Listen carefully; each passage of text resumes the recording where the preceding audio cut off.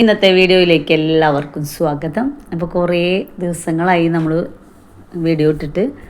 അപ്പോൾ അതിന് കാരണം എന്ന് പറയുന്നത് ചില സമയങ്ങളിൽ നമുക്ക് നെഗറ്റീവായിട്ടുള്ള കാര്യങ്ങൾ മാത്രം വരുമ്പോൾ വീഡിയോ ചെയ്യാനോ അതിനൊന്നുള്ള ഒരു മാനസികാവസ്ഥ ഉണ്ടാവില്ല. നെഗറ്റീവും പോസിറ്റീവും ഒക്കെ ചേർന്നതാണ്, അല്ലെങ്കിൽ സന്തോഷങ്ങളും സങ്കടങ്ങളൊക്കെ ചേർന്നതാണ് ജീവിതം എന്ന് എനിക്ക് നന്നായി അറിയാം. നമ്മൾ അങ്ങനെ മറ്റുള്ളവർക്കൊരവസ്ഥ വരുമ്പോൾ നമ്മൾ പോയി ഉപദേശിക്കും, അവരെ മോട്ടിവേറ്റ് ചെയ്യും, അവർക്ക് വേണ്ട ഉപദേശങ്ങൾ കൊടുക്കാനൊക്കെ ഞാനും മുൻപിലുണ്ടാവാറുണ്ട്. പക്ഷേ നമുക്കങ്ങനെ ഒരു അനുഭവം വരുമ്പോൾ അതിന് ഞാൻ തരണം ചെയ്യാനായിട്ട് എത്രമാത്രം ശ്രമിക്കാറൊക്കെ ഉണ്ട്. പക്ഷേ ആ സമയത്ത് ഒരു വീഡിയോ ചെയ്ത് ഇടാനായിട്ടുള്ള ഒരു മാനസികാവസ്ഥ ഉണ്ടാവാറില്ല. അതുകൊണ്ടാണ് അത്തരം ഘട്ടങ്ങളിൽ നമ്മൾ വീഡിയോ ചെയ്യാത്തത്. അപ്പോൾ നമ്മുടെ കിങ്ങിണി മോള് പ്രസവിച്ചിട്ട് ഞാൻ പ്രസവിച്ച വീഡിയോ ഇട്ടിട്ടുണ്ടായിരുന്നു. അപ്പോൾ തന്നെ പറഞ്ഞിട്ടുണ്ടായിരുന്നു അവൾക്ക് എന്തോ പ്രശ്നങ്ങളൊക്കെ ഉണ്ട്. അവൾക്ക് മുൻപേ ഉണ്ട് കാലുവേദനയും കാര്യങ്ങളൊക്കെ ഉണ്ട്. അവൾ വലിയൊരു പശുവായിട്ടും നമ്മുടെ വീട്ടിൽ അഴിച്ചു കെട്ടാനുള്ള സൗകര്യങ്ങളില്ലാത്തത് കൊണ്ടൊക്കെയുള്ള ബുദ്ധിമുട്ടുകൾ അവൾക്കുണ്ട്. അവളെ ചെറുതിലേ കൊടുക്കാമെന്നൊക്കെ ഞാൻ പറഞ്ഞിട്ടുണ്ടായിരുന്നു. പക്ഷേ ചേട്ടന് ഭയങ്കര ഇഷ്ടമായിരുന്നു അവളെ. അപ്പം അങ്ങനെ വളർത്തി കൊണ്ടുവന്നതാണ്. അപ്പോൾ പ്രസവിച്ചിട്ടാണെങ്കിൽ നമ്മൾ 20 വർഷത്തിൽ മേതി പശു വളർത്തൽ തുടങ്ങിയിട്ട്. പക്ഷേ ആദ്യമായിട്ടാണ് ഒരു പശുവിൻ്റെ ഒരു കാമ്പിൽ തുള്ളി പോലും പാല് വരാത്ത ഒരവസ്ഥ നമ്മുടെ കിങ്ങിണി മോൾക്ക് ഉണ്ടായി. ഒരു കാമ്പിൽ തീരെ പാല് വരുന്നില്ല, മറ്റേ കാമ്പിൽ കുഴപ്പമില്ല. പക്ഷേ ബാക്കിലെ 2 കാമ്പിലത്തെ അത്രയും പാല് മറ്റേ കാമ്പിലും ഇല്ല. കുറച്ച് പ്രശ്നങ്ങൾ ഗർഭിണിയായിരിക്കുമ്പോൾ അവൾക്ക് അകിടുവീക്കം വന്നിട്ടുണ്ടായിരുന്നു. അപ്പോൾ നമ്മൾ മരുന്നൊക്കെ ചെയ്ത് ഹോമിയോ മരുന്നും ചെയ്തിട്ടുണ്ടായിരുന്നു. പക്ഷേ തുടർന്നില്ല, മാറിയെന്ന് വിചാരിച്ചു, കറക്കണില്ലല്ലോ. അപ്പോൾ നമ്മൾ വിചാരിച്ചു നീരൊക്കെ പറ്റിയപ്പോൾ മാറിയെന്ന് വിചാരിച്ചു. പിന്നെ തുടർ ചികിത്സ ചെയ്യാത്തത് കൊണ്ട് നമ്മുടെ ഭാഗത്തു നിന്നുള്ള തെറ്റായിരിക്കാം. പക്ഷേ പാവം നമ്മുടെ കിങ്ങിണി മോളുടെ അകിട്ടിൽ തീരെ പാലില്ല. ഒരു കാമ്പ് കുറേശ്ശെ വരുന്ന കാമ്പിൽ നമ്മൾ കുട്ടിക്ക് കൊടുത്തു. ബാക്കി 2 കാമ്പിൽ നിന്ന് തന്നെ കറന്നിട്ട് 6 ലിറ്റർ പാല് നമുക്ക് കിട്ടുന്നുണ്ട്.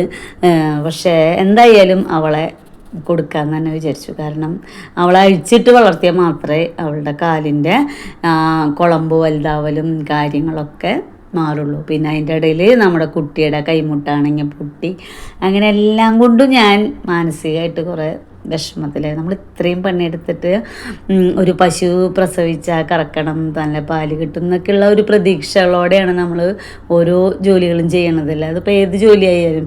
എന്നിട്ട് അതിൽ വരുന്ന പ്രശ്നങ്ങൾ, അതിൻ്റെ നഷ്ടങ്ങൾ, അല്ലെങ്കിൽ പാലില്ലാത്ത കുറേ കാശ് ചിലവ്, അല്ലെങ്കിൽ കാശില്ലാത്തതിനെ കുറിച്ച് ആലോചിക്കണേക്കാൾ കൂടുതൽ മാനസികമായിട്ടുള്ള വിഷമങ്ങളാണ്. കാരണം അവളെ കൊടുക്കേണ്ടി വരില്ലേ. 2ാമത്തെ പ്രസവമായിട്ടുള്ളൂ. ഇനി നമുക്ക് 4ഓ 5ഓ പ്രസവം വരെ നമ്മൾ പശുക്കളെ വളർത്താറുള്ളതാണ്. പക്ഷേ ഇങ്ങനൊരു ഇത് വന്നത് കൊണ്ടാണ് അതിൽ കുറച്ച് എൻ്റെയും ശ്രദ്ധ കുറവുണ്ടാവാം എന്ന് ഞാൻ വിചാരിക്കുകയാണ്. അപ്പോൾ നല്ലൊരു മൂരിക്കുട്ടനാണ്, സുന്ദരനാണ്. അപ്പോൾ അവർ 2 പേരും ഞാൻ അമലിന് തന്നെ കൊടുക്കാൻ തീരുമാനിച്ചു. പിന്നെ വണ്ടിയിൽ ദൂരേക്കൊന്നും അവളെ കൊടുത്തയക്കാനും പറ്റില്ല, അത്രയും കാലുവേദന ഉണ്ട് അവൾക്ക്. നല്ല കാലുവേദനയാണ്. കുളമ്പൊക്കെ ഇനി മുറിച്ച് അങ്ങനെയൊക്കെ, അല്ലെങ്കിൽ കുറേ നാൾ മണ്ണിൽ കെട്ടിയാലും അവൾ വ്യത്യാസം വരുന്നതാണ് ഡോക്ടർമാർ പറയുന്നത്. അപ്പോൾ എന്തായാലും അങ്ങനെ അവൾ പോട്ടെ, അല്ലാണ്ട് ഇപ്പോൾ എന്താ ചെയ്യാൻ പറ്റുക നമുക്ക്.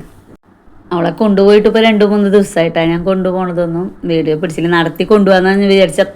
അത്രയും വഴിയേ ഉള്ളൂ അമലിൻ്റെ വീട്ടിലേക്ക്. പക്ഷേ അവൾക്ക് നടക്കാനുള്ള ബുദ്ധിമുട്ട് കാരണം വണ്ടിയിൽ തന്നെയാണ് കയറ്റിക്കൊണ്ടുപോയത്. ഞാൻ വീട്ടിലുണ്ടായിരുന്നില്ല.